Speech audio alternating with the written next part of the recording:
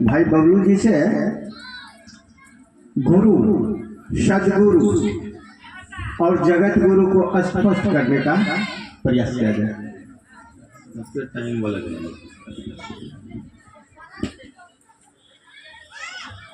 गुरु शब्द का अर्थ क्या होता है?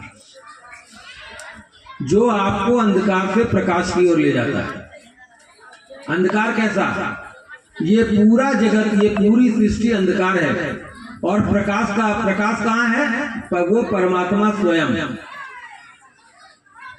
कोई भी गुरु होगा तो गुरु एक ही काम करेगा, अपने शिष्य को शिव से जोड़ेगा, अपने शिष्य में शिव भाव का आवेश जगाएगा और कुछ नहीं करेगा। गुरु के बारे में कहा गया गुरु क्रिया सिद्ध होते हैं। समझे? शब्द समझे? गुरु क्रिया सिद्ध होते हैं। और आप मंच पे चढ़ के बोलते हैं कि जैसा गुरु होगा वैसा चेला होगा। यदि गुरु क्रिया सिद्ध है तो उसका शिष्य भी क्रिया सिद्ध होगा। मतलब गुरु अपने शिष्य को क्रियाओं के माध्यम से उस शिव से जोड़ने की कोशिश करेगा। अब वो क्रिया क्या क्या होगी? गुरु को तीन ही काम आता है। और गुरु होता कौन है? गुरु के पास अपनी कोई ताकत नहीं होती। मतलब ईश्वर के द्वारा सीधे दिया हुआ कोई ताकत नहीं होता। गुरु वही होता है जिसने अपनी साधना से, अपने प्रयास से उस ईश्वर तक पहुंचने की कोशिश की है या उस ईश्वर से संबंध बनाए है, वही गुरु होगा। गुरु द्वारा, ईश्वर द्वारा प्रदत्त कोई विशेष क्षमता गुरु के पास नहीं होती।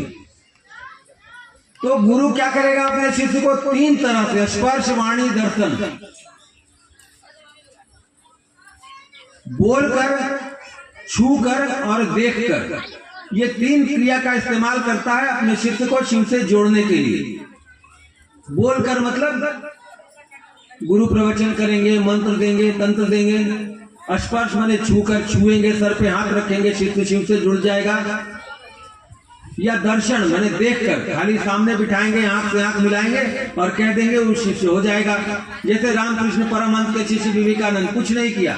रामकृष्ण परमहंस ने विवेकानंद को सामने बिठाया, आंख में आंख डाली और सिर्फ एक ही पंक्ति कहा, जाओ शिव ज्ञान से जगत की सेवा करो। 3 दिन बाद उनको अमेरिका से कॉल आ गया, अमेरिका गए। उसके बाद की कहानी आप जानते हैं, हो गए शिष्य। गुरु का इतना ही काम था। वो गुरु मेरे आपके मन पर कोई प्रभाव डाल सके, ऐसी मनस्थिति में मेरा आपका मन नहीं है। अब पूछिए कैसे? आप लोग नहीं सुनिएगा तो हम इतने पे छोड़ के चले जाएंगे। कैसे? मेरे घर में आग लगी है, हम निभोर सोए हुए हैं। हमसे 4 बांस आगे एक मेरा मित्र खड़ा है, वो देख रहा है कि मेरे घर में आग लगी है और वो हमको वहां से इशारा कर रहा है, उठो उठो उठो, घर में आग लगी है। हम जब इतना निभोर सोए हैं तो उसका इशारा तो हम तक पहुंचेगा नहीं, हम देखेंगे नहीं। वो समझ गया कि नहीं देख रहा है, मेरे इशारे को नहीं समझ रहा है।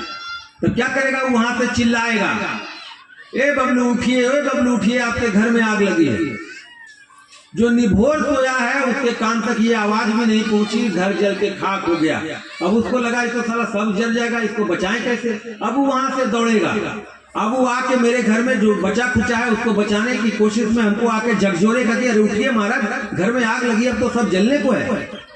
और जब तक वो हमको उठाएगा झकझोर के, तब तक पूरा मकान जल के खाक हो गया रहेगा, बचाने को कुछ नहीं बचेगा। ठीक वैसे ही मेरे आपके मन में इतनी भयानक आग लगी है या मेरा आपका मन इतना सुसुप्तावस्था में चला गया है कि गुरु बोलकर, देखकर और आपको हिलाकर शिव तक नहीं ले जा सकते। गुरु फेल।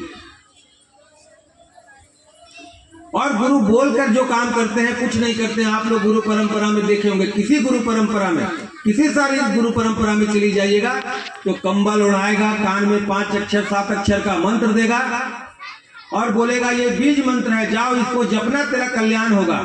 बीज मंत्र का मतलब समझते हैं? नहीं। कभी खेती करने के लिए बीज का पैकेट लाए, करेला, जामुन, आम, कुछ होगा, देखिएगा उसके पैकेट पर लिखा रहता है टेस्टेड ओके। मतलब वो बीज इतना प्रामाणिक है कि उसको मिट्टी में डालिएगा, उसको 3 चीज चाहिए, हवा, पानी, खाद। ये 3 चीज मिलेगी, उसमें अंकुरण होना ही होना है। तो जो बीज मंत्र गुरु देते हैं कान के माध्यम से, उस मंत्र का इतना ही काम होता है कि वो मंत्र मेरे आपके चित्त पर उतरे और मेरे आपके मन में एक आंदोलन पैदा करे। आप ये सोचने के लिए बाध्य होइए, विवश होइए कि हम कहाँ से आए हैं, कहाँ जाना है, मेरी आपकी मूल यात्रा क्या है। यदि ऐसा कोई हलचल, ऐसा कोई आंदोलन आपके मन में पैदा नहीं होता है तो समझ लीजिए उस मंत्र का कोई उपयोग नहीं है। या फिर उस गुरु पर संशय हम लोग इसलिए नहीं कर सकते कि गुरु शब्द ही अपने आप में इतना पावन है कि उस पर क्या कहना।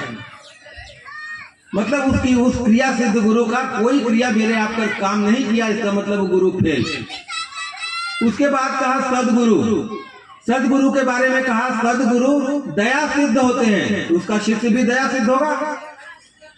और जो सदगुरु होते हैं उनके बारे में कहा कि सदगुरु मात्र अपनी दया से शिष्य को शिव से जोड़ देते हैं, कुछ नहीं करते, सिर्फ वो अपने शिष्य पे दया करते हैं, ना बोलते हैं, ना छूते हैं, ना देखते हैं। सदगुरु मात्र अपनी दया से शिष्य को शिव से जोड़ देते हैं, लेकिन उसके साथ वो क्लाउज लगा हुआ है, वो बंधन लगा हुआ है। क्या? वो सदगुरु ईश्वर तक पहुंचने में जिन जिन चीजों को छोड़ा होगा, जो जो चीजें उनको नापसंद होगी आपके जीवन में वो नहीं होना चाहिए, और जो जो चीजें उनको पसंद होगी वो आपके जीवन में शामिल करेंगे उसको। यही कारण है कि रामकृष्ण परमहंस जैसे गुरु सदगुरु के भी मात्र 16 शिष्य हुए। एक शिष्य का नाम धरती जानती है, 15 का तो नाम भी आप नहीं सुने,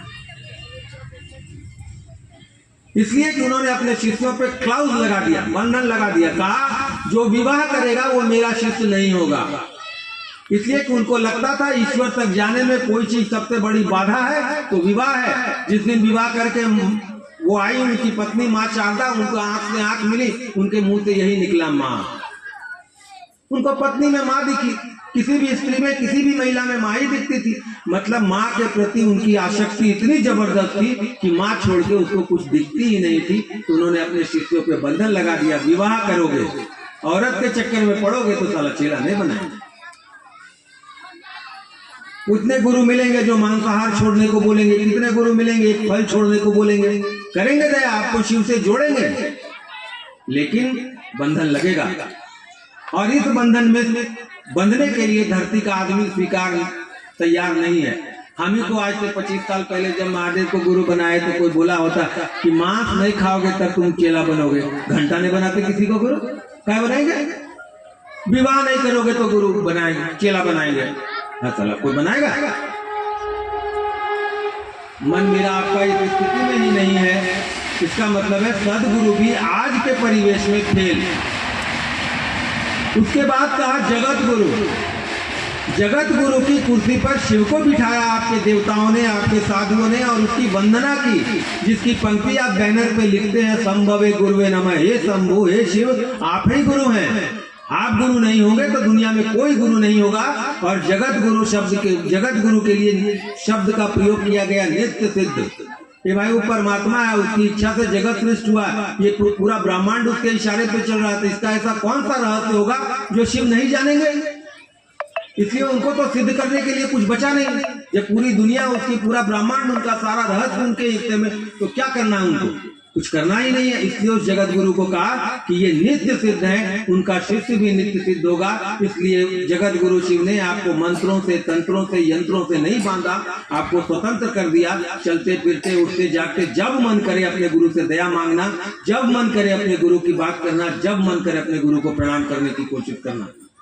आप पर कोई बंधन नहीं लगाया। इस 3 सूत्र के माध्यम से वो नित्य गुरु जो सनातन है, शाश्वत है, अनादिकाल से, जब से धरती बनी है तब से वो गुरु पद पर अवस्थित है। हम लोग कह रहे हैं उसको अपना गुरु बनाइए, आप भी नित्य सिद्ध हो जाइएगा। आपको कुछ करने की जरूरत नहीं पड़ेगी, मंत्र की जरूरत नहीं पड़ेगी, तंत्र की जरूरत नहीं पड़ेगी। जरूरत सिर्फ इस बात की पड़ेगी कि जितना आप टूटा हुआ चप्पल को अपना समझते हैं, जितना मकान को अपना समझते हैं, जितना बच्चा को अपना समझते हैं, उतना आप अपने गुरु को अपना समझ लीजिए। बच्चा मकान के बराबर तो नहीं समझते। साहब ने कहा कि टुटला ही चप्पल के बराबर भी जिस दिन आपने उस गुरु को अपना समझ लिया, उस दिन आप शिष्य हैं। आसमान की बात छोड़ दीजिए, महागुरु शिव की बात छोड़ दीजिए। साहब ने कहा मैं उसको सर्टिफिकेट देता हूं कि जाओ तुम शिव का शिष्य। सोच लीजिए, मेरे आपकी मन की स्थिति ऐसी है कि हम अपने चप्पल के बराबर भी अपने गुरु को अपना नहीं समझते। कितना बड़ा दुर्भाग्य। इसलिए मन करे तो, नहीं मन करे तो अपने गुरु से दया मांगिए, अपने गुरु की बात लोगों से करिए और अपने गुरु को प्रणाम करने की कोशिश कीजिए। इसका परिणाम मेरे आपके जीवन में सुंदर आएगा। इसलिए कि इससे बड़ा गुरु संसार में होता ही नहीं है।